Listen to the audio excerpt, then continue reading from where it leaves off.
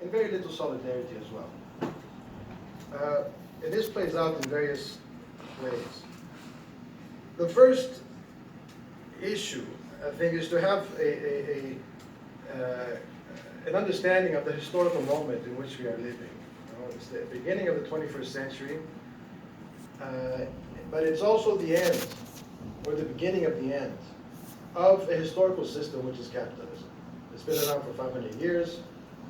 It's evolved, been transformed over this long period, and it is really on its last legs. These are long historical processes that will take decades. It's only the 22nd century that we will know what direction this is taking, or the second half of the 21st century. Our children and grandchildren will discover what direction this will take. But I think it's clear that it has no future. It is a system that grew together with colonialism. Capitalism without colonialism only has a 50-year history. So capitalism and colonialism has a very intimate and intrinsic relationship. This last period, 50, 60 years, was rightly called by Nkrumah the period of neocolonialism. It wasn't a period which had put an end to this relationship.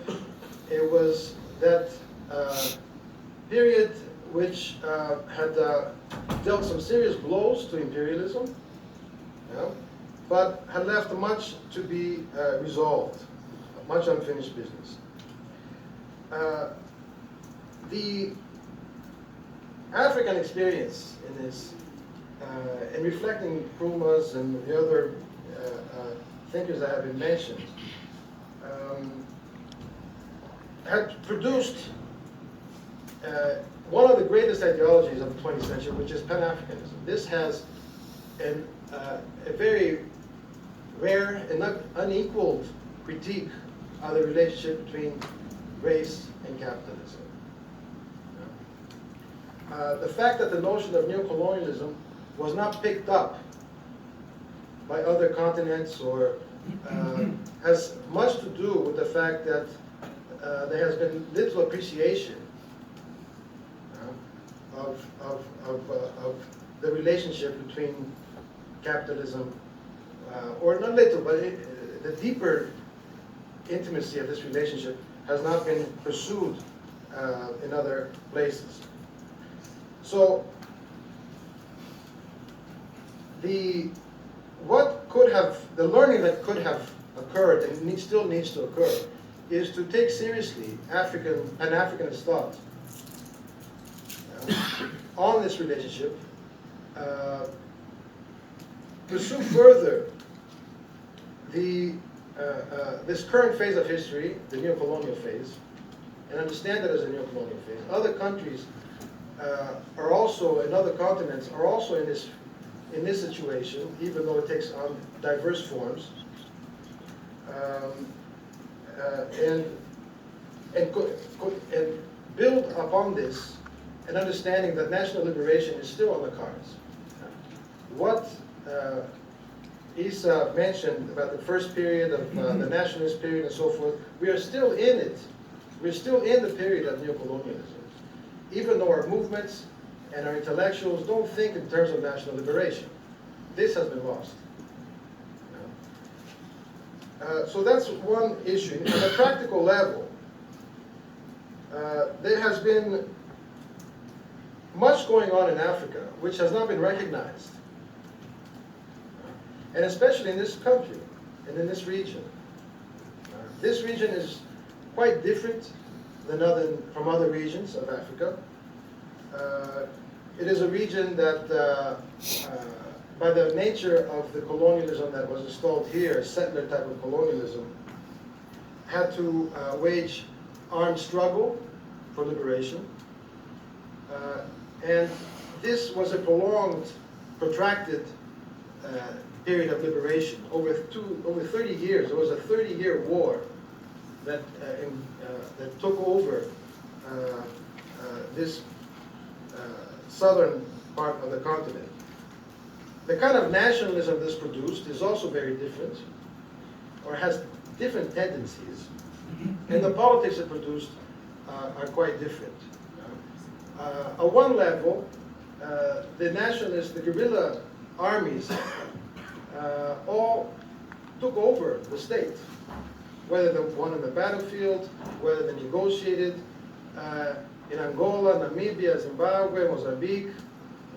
So the states that exist today in Southern Africa have a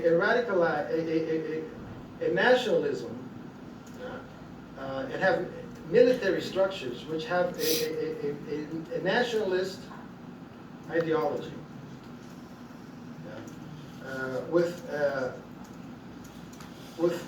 still with radical traces.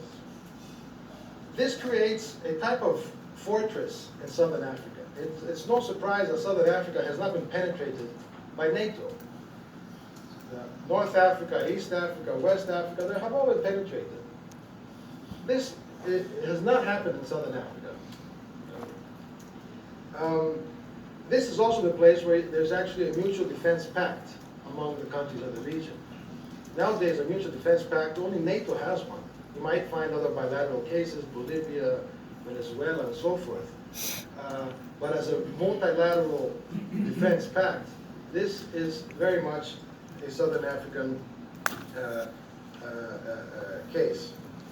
And it is in this case also that there was a re-radicalization of nationalism. It actually happened after the Cold War. So this presented a challenge to the West, but also to the rest of Africa, and to South Africa, to all the partners in the region, which now had to rethink their own relationship with Zimbabwe and with the rest of the world, and inevitably think about their own neocolonial situation. Now, the re-radicalization of Zimbabwe is the most important case of re-radicalization in the world over the last 20, 30 years. In the post-Cold War period, there is no other comparison, not Venezuela, not Bolivia, not Nepal. Even Nepal had its own experience, which was a 10-year armed struggle, 15-year struggle. But then it unfolded in a different direction. We don't know. I don't know how this will move forward from now on with a new dispensation. But this is the case where there was a radical shift in property rights on the basis of a mass land movement. This is something that did not happen in Venezuela. There was no structural change in Venezuela or Bolivia or in any other place. Now, the question is, why has this not received the solidarity and attention that other countries have received? Of course, in the region, there was solidarity on a diplomatic level. The Mutual Defense Pact actually emerged in the contradictions of the situation. It was in 2003 that the Mutual Defense Pact was signed. There was an attempt to take Zimbabwe to the Security Council. This was blocked by China and Russia. But the sanctions have been severe. The first sanctions were military sanctions in the end, on the 1990s, together with the IMF sanctions, and these expanded after 2000 to become a general financial isolation of the country. The main solidarity that there has been from the region and from Africa generally, but especially from Southern Africa, in the form of a diplomatic cover, but there has been no other economic support. So this radicalization experience has received no substantive economic support from anyone in the world.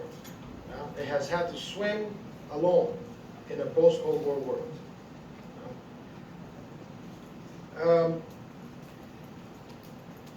Many of the contradictions of the situation here, which we'll not go into now, I'm trying to finish, have much to do with the type of nationalism Zimbabwe has, and the contradictions of this nationalism itself, but also by the fact that the financial isolation is severe, and that there has been no real solidarity in economic terms from abroad. Why has this not been recognized, and why has there not been other solidarity? Not even social movements have shown solidarity with Zimbabwe. And I'm not speaking of the European left. I'm speaking of the Latin American left. Yeah, I will not speak of the Indian. I don't know how they dealt with it.